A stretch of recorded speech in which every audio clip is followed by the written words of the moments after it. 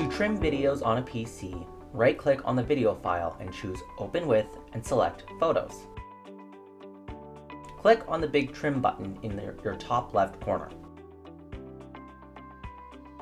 You can drag the square ends at the start and the end of the video to select the parts you want to keep.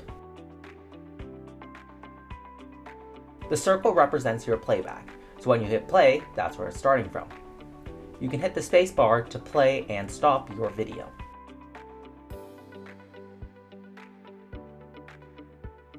When you are finished with trimming, hit the Save a Copy button in your top right corner.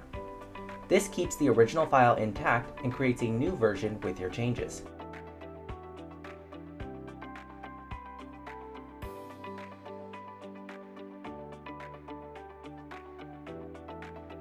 You can repeat this process to make multiple, smaller versions of a video from one longer one if needed.